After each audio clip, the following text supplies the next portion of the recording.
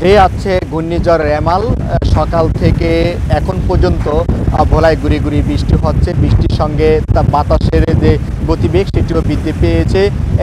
একদিকে বাতাসের গতিবেগ, অন্যদিকে গুড়ি গুড়ি বৃষ্টি, উভয় কারণে ভোলার মেঘনা এবং তেঁতুলিয়াতে বড় বড় ঢেউ নদীর তীরে এসে আসছে পড়ছে। আমরা সেই বিষয়টি দেখেছি। একটু জানিয়ে রাখি যে এই যে ঘূর্ণিঝড় রেমালের জন্য সকল ধরনের প্রস্তুতি নেওয়া হয়েছে জেলা প্রশাসনের পক্ষ থেকে। জেলা প্রশাসনের পক্ষ থেকে 869টি আশ্রয় কেন্দ্র প্রস্তুত রাখা হয়েছে, 94টি মেডিকেল টিম গঠন করা হয়েছে, 850 প্যাকেট শুকনো খাবার মজুদ রাখা হয়েছে, 45 মেট্রিক টন চাল বরাদ্দ দেওয়া হয়েছে।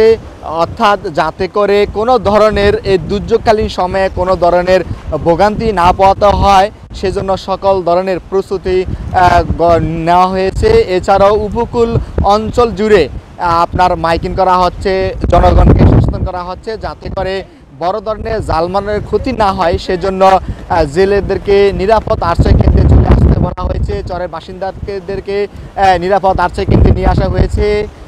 একটু জানিয়ে রাখি যে ভোলায় চর কুকরি মুকরি, চর নিজাম, চর ডালসল, চর পাতিলা সহ প্রায় 40টিরও অধিক চর রয়েছে। এই সকল চরে প্রায় 4 থেকে 5 লক্ষ লোকের বসবাস। জেলা প্রশাসনের পক্ষ থেকে এই সকল চরে যারা বসবাস করছেন তাদেরকে নিরাপদ আশ্রয় কেন্দ্রে, অর্থাৎ যে সকল সাইক্লোন সেন্টারগুলো প্রস্তুত রাখা হয়েছে সেখানে নিয়ে আসা হচ্ছে।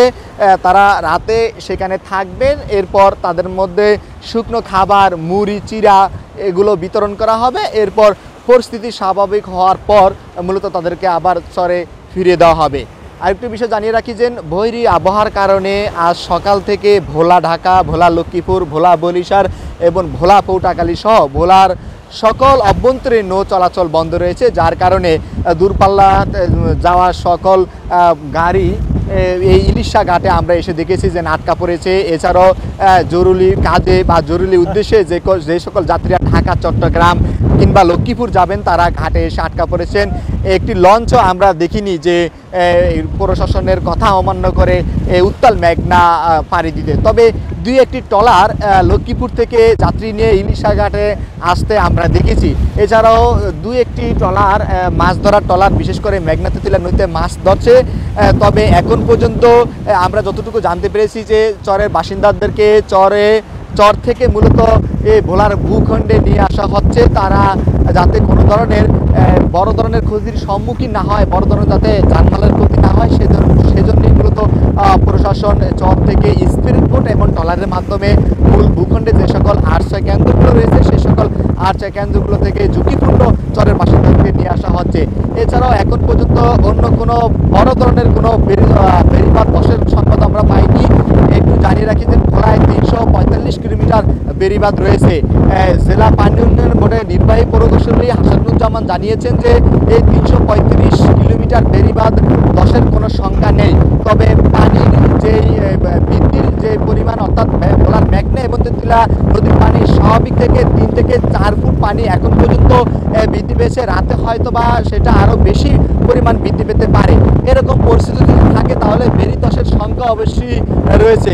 এছাড়া আমরা দেখেছি যে ভোলার রাস্তাঘাটেও তেমন একটি জনগণ নেই, সকলেই মূলত বাড়িতে অবস্থান করছে, যার যার নিরাপদ জায়গায় শেষে অবস্থান করছে। একটু বিষয় জানিয়ে রাখি যে এই আজ সকাল থেকে মূলত ভোলার বিশেষ করে নেটওয়ার্ক একটু সমস্যা দেখা দিয়েছে। আমরা দেখেছি যে অনেকের ফোনে নেটওয়ার্ক পাচ্ছে না। তাছাড়া ভোলাতে একেবারেই বিদ্যুৎ নেই, শহরেও আমরা বিদ্যুৎ দেখিনি, গ্রাম অঞ্চলেও বিদ্যুৎ নেই। এবং যে বাতাস হচ্ছে, বাতাসের গতিবেগ অনেকটা বেশি। দুই একটি জায়গায় আমরা দেখেছি দু একটি গাছ ভেঙে রাস্তায় পড়তে। তবে রাতের পরিস্থিতি আরও ভয়াবহ হতে পারে। দিনের যে আবহাওয়ার পরিস্থিতি রয়েছে, যে আবহাওয়া খারাপ অবস্থায় রয়েছে, তাতে বোঝা যাচ্ছে যে ঘূর্ণিঝড় যখন রাতে আজ্ঞা থামবে তখন হয়তো বা এই ভোলার পরিস্থিতি আরও ভয়াবহ হতে পারে।